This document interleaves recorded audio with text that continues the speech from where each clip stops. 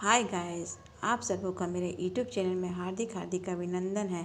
आज अब हम आपको भक्ति करने से किस तरह भगवान जी सामने प्रकट होते हैं, इस संबंध में हम आपको कहानी सुनाने जा रहे हैं।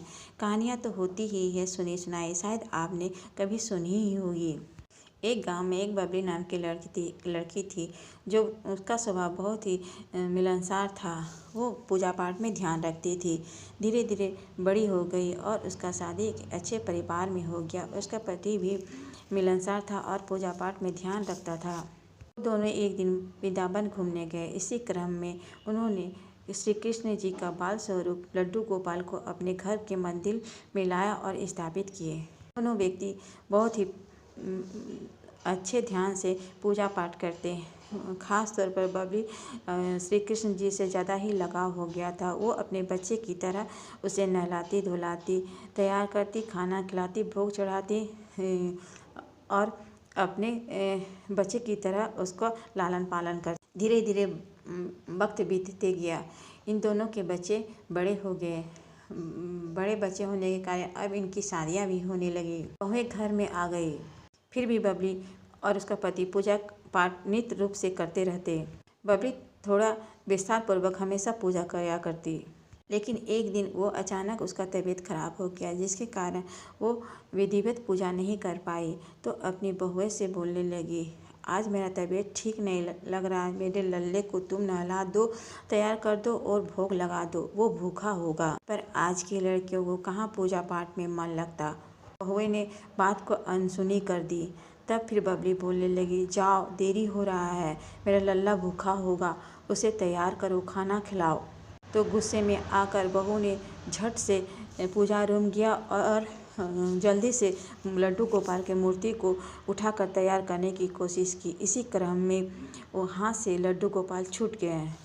बुढ़िया चिल्लाने लगी कि अरे मेरे लड्डू गोपाल को चोट लग गया, कोई तो डॉक्टर ले आओ, कोई तो इसे दिखाओ, इसको चोट लगा होगा। कोई उसकी बातें को मानने को तैयार नहीं था, पर उसका पति शुरू से उसका बात मानता और उसकी भावनाओं को समझता। तो उसने अपने बेटों से कहा, जाओ एक बार डॉक्टर इसका संतुष्टि करने के लिए ला के दिखा ही दो, तभी ये मानेगी, नहीं तो नहीं सुनेगी। जब डॉक्टर के पास उसके बेटे गए और डॉक्टर को लाए, तब डॉक्टर जोर जोर से हंसने लगा कि भगवान जी को कहीं चोट लगता है भला। उनके बेटों ने रिक्वेस्ट किया, मेरी माँ का तबीयत बहुत धीरे धीरे ख़राब होने लगा, मेरी माँ के तबीयत तभी अच्छा होगा जब आप जाके उसके भगवान जी को देखेंगे। वो डॉक्टर जाना तो नहीं चाहता था, पर बबली के पति के रिक्वेस्ट करने और उसके बच्चों के रिक्वेस्ट करने के कारण वो गया और झूठ मूठ कहने लगा कि माँ जी आपका लल्ला ठीक है, कुछ नहीं हुआ आपके लल्ला को। तो बबली बोलने लगी, नहीं नहीं, ऐसे मत देखो, तुम आला लगाओ और मेरे लल्ले का अच्छा से चेकअप करो, तभी मैं संतुष्टि रहूँगी। तो डॉक्टर खूब हंसने लगा, लेकिन बबली इतना जिद करने लगी कि वो उसके बात को मानने के लिए बाध्य हो गई। जैसे ही डॉक्टर ने अपने आला को कान में लगाकर लड्डू गोपाल के दिल के धड़कन के पास आला को ले गया, दिल जोर जोर से धड़कने लगा।